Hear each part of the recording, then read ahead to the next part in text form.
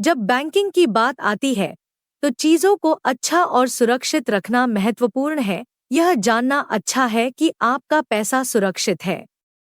इस कारण से बैंक यह सुनिश्चित करने के लिए कुछ सुरक्षा उपायों का उपयोग करते हैं कि केवल आप ही अपने पैसे तक पहुंच सकते हैं। इन सुरक्षा उपायों में हस्ताक्षर और वन टाइम पासवर्ड शामिल हो सकते हैं। इन्हें हम संक्षेप में OTP कहते हैं। आइए हस्ताक्षर के बारे में सीखना शुरू करें। हस्ताक्षर आपका नाम लिखने का एक विशेष तरीका है।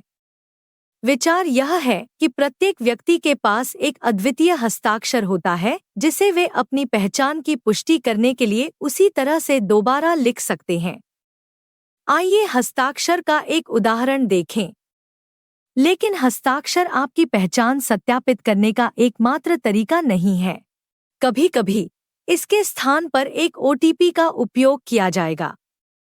OTP आपके मोबाइल फोन नंबर पर भेजे गए विशेष कोड होते हैं। इन कोड तक केवल आपकी पहुंच होती है और इनका उपयोग केवल एक बार किया जा सकता है। इसका मतलब है कि किसी अन्य द्वारा आपके कोड का उपयोग करने और आपके बैंक खाते तक पहुंचने का कोई जोखिम नहीं है। हमेशा की तरह आपका बैंक खाता सुरक्षित रखा जाएगा। लेनदेन पूरा करने या अपनी पहचान सत्यापित करने के लिए ATM या बैंक टेलर आपसे अपना OTP दर्ज करने के लिए कह सकता है। आपको बस अपने मोबाइल नंबर पर भेजे गए OTP टेक्स्ट संदेश से नंबर कॉपी करना है।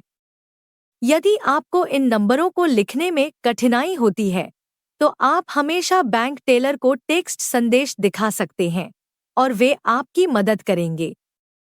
लेकिन यदि आपको अपने OTP के साथ टेक्स्ट संदेश नहीं मिलता है तो क्या होगा? याद रखें कि कभी-कभी आपके फोन पर OTP संदेश आने में कुछ मिनट लग सकते हैं, खासकर अगर रिसेप्शन अच्छा नहीं है।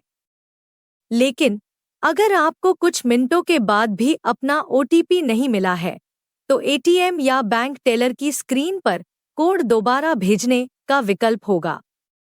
उस विकल्प पर क्लिक करें और टेक्स्ट आने तक प्रतीक्षा करें।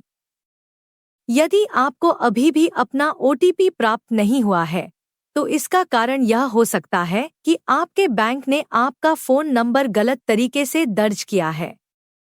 यह जांचने के लिए कि क्या यह मामला है, आप अपने स्थानीय बैंक में जा सकते हैं और उनसे यह सुनिश्चित करने के लिए कह सकते हैं कि उनके पास रिकॉर्ड पर सही फोन नंबर है।